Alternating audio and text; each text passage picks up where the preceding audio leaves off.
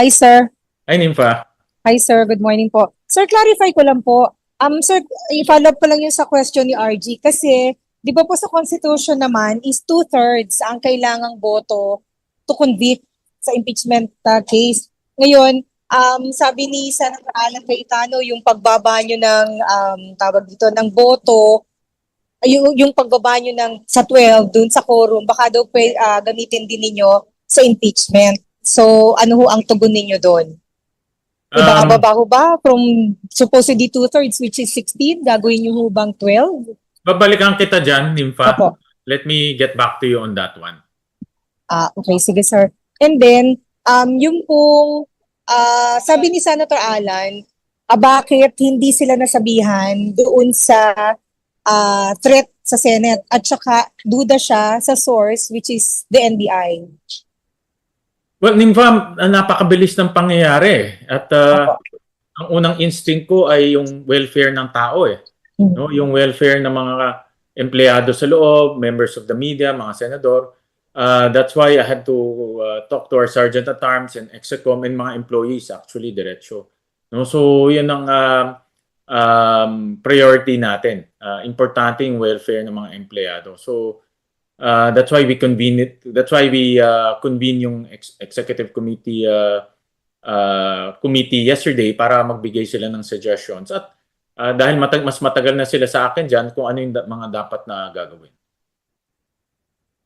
Pero sir, were they formally informed po yung minority bloc na merong ganang threat? May threat. Security threat. Ano yun? Sorry? Yes, sir. Sorry, yung pong minority bloc, were they formally informed or through your memo na kahapon yung pag-inform sa kanila na merong security threat? Yeah, we informed everyone through the memo. We informed everyone through the memo. And yesterday morning rin, we were also validating, getting more information. And tuloy-tuloy yan in the next few days na magko-coordinate kami with si Sergeant at Arms, magko-coordinate with the other agencies. And then sir, pwedeng malaman po, isa na lang ako, anong nangyayari ngayon sa loob ng Senate? Kasi kakadaan lang ho, sunod-sunod kasi yung police cars na dumaan dito. Ngayon nasa gate po kasi ako. Yeah. So, hindi ko lang sasabihin kung ano yung mga security measures na gagawin natin. But definitely, isa dyan yung heightened security measures. May mga inspection, pati under chassis ngayon ay ini-inspect na rin.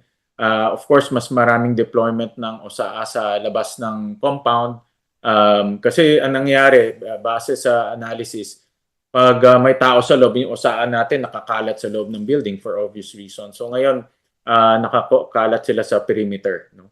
So ito yung mga actions taken.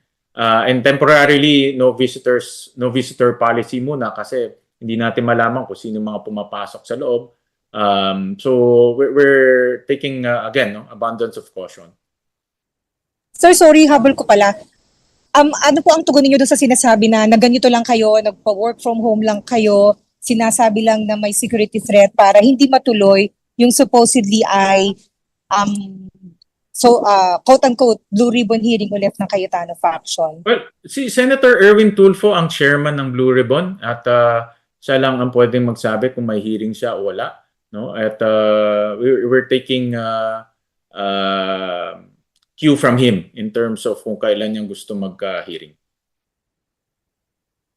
Thank you, sir. And because, sorry sa mga kasama. Sir, sabi niyo po, connected, sabi ng NBI, possibly connected dun si 18, yung threat. So, ibaban po ba sila? Papapasok pa ba ulit sila? Paano po kung bisita ulit sila ng Cayetano faction? We'll validate first, no? We'll validate. I don't want to jump ahead, no? But we'll validate with the intelligence agencies. Thank you, sir. Thank you po. Next tayo. Hello po, ako po. Yes po. Good morning po, Sen. Nympha Asuncion po ng Radyo Pilipinas. Sir, dun sa sa mga Senate employees, meron na daw po kayong certification from Civil Service Commission para daw po hindi na magkalituhan dun sa kung sino susundin? Wala pa akong nakukuha. I'll check today kung meron. Wala pa akong nakukuha. Okay, sir. Pero kamusta po yung pakikipag-usap nyo dun sa Senate employees and nakipag-usap din po kayo recently dun sa Senate Workers Union? Ano po Yes, ang naging sa paglilinaw Senado. nyo sa kanila? Oo. Opo, sir. I told them na I know marami sa kanila ay may agam-agam, marami sa kanila ay nalilito, but I assure them na ang aking priority ay mga empleyado, no? Their welfare. At marami sa kanila actually kinakabahan sa sweldo, no? Kasi nga because of what's happening baka hindi sila makasweldo, and marami sa kanila relies on their weekly salary, no? So I assure them na hindi mangyayari 'yon. That's why in the last few days sobrang busy talaga looking at the process ng sweldo and pagbabayad ng expenses ng Senado. Pero Sen, clear na sa kanila na yung directives from you lang ang susundin, not sa other block. Yes, clear naman sa kanila, and they respect that. Okay, Sen, ano na lang po, yung sa Mindanao, pwede po kayang, kinoconsider nyo na po bang yung pagpapasa ng supplemental budget na gawing reason for special session? Yun rin yung isang inaantay namin sa executive. To date, meron, kasi to be honest about it, sunod-sunod yung issues na tumama sa ating bansa. Unang-una yung high oil prices, pangalawa itong padating ng Super El Nino, at pangatlo itong earthquake. No, so tinitignan ko ang natitirang budget, meron pa tayong 180 billion in terms of available funds na pwedeng gamitin ng gobyerno for reconstruction and other assistance to the earthquake victims. Pagdating sa NDRRMF, merong 17.8 billion. At pagdating sa LGSF, 32 billion. So itong dalawang funds pwedeng gamitin for reconstruction yan. But ang total, kasama yung social services, about 180 billion. So sir, base dun sa figures na binigay nyo, tingin nyo po ba kailangan pa ng supplemental budget?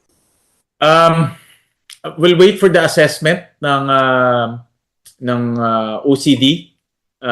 Depende kung ano magiging assessment nila, kung magkano pa kakailanganin nila sa reconstruction. Kausap ko yung ibang mga politiko doon, maraming nasira ang kalsada at bridges. So yun din kailangan i-repair. Classroom, nakita natin, daming bumagsak na classrooms. So yun din ang dapat i-assess at doon natin malalaman kung magkano kakailanganin natin. Okay. Sir, last na lang po, may plano po kayong pumunta sa Mindanao and kamusta po yung Yes. Bukas kasama ko si Senator Mig Zubiri, Senator JV Arcito, si Senator Erwin Tulfo. We donated our salaries, 1 month worth of salaries. And we also will donate some rice and food packs. No? So naka-raise kami ng funds to buy food packs and rice. No? So magdo-donate kami kahapon. Para sa grupo na rin yan, maraming nagtulong-tulong para maka-raise tayo ng mga ganitong donations.